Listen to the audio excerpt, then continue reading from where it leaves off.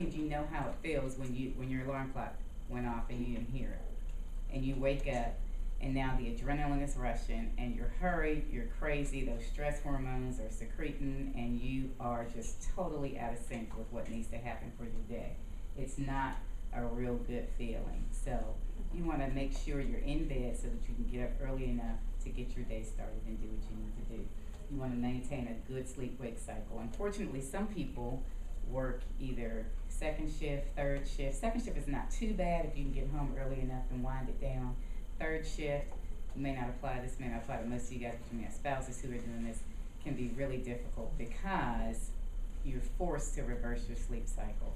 So if you or your spouse is in that category, then get room darkening shades, things that you can do to try and kind of mimic your circadian rhythm. All right, so plan your day. Rise early, and the first thing you want to do is kind of feed your mind. So you just want to take a few minutes where you're awake, but you're not necessarily stirring about. Just kind of relax, because you're not going to get this moment again in this day, you know. So just kind of take it easy, be quiet, shut off the technology. You know, we're all, you know, I've got the iPhone, the iPad, the this, the that. And I actually have gotten to the point now where I silence my alarms on my iPad at night. The only thing I get is a vibratory ring phone in case I get something from the hospital. But you need to shut it down. So if you're sleeping in a room that has the cable box on, the TV on, even the fire alarm, I put a little piece of tape over my green button on my fire alarm so it's not as bright. Because all those things really affect your circadian rhythm. You need to shut the cable box off so you don't get the little light. It's not enough just to turn the TV off, you know. All these things will really affect how well you rest.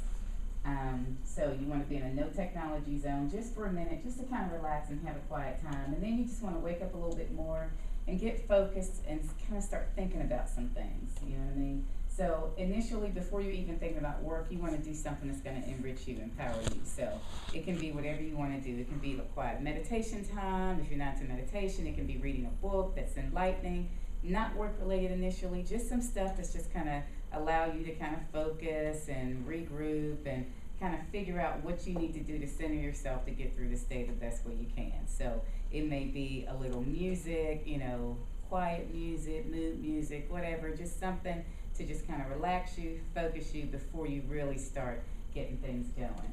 And then if you want to take a few minutes to kind of read something that's not necessarily related to your responsibilities on your job, but that will help you with what you do. So it's not your folder you brought home, the work you forgot to do last night, but it may be something on a new real estate trend or you know, something that empowers you somehow. Because you will actually, if you do this over time, the first few days, you may not get a whole lot. But as you do it over time, you'll be amazed at how much you'll amass in terms of knowledge that you really were not aware of. The one thing you want to be careful of is that you don't leave yourself stagnant at where you were when you finished school.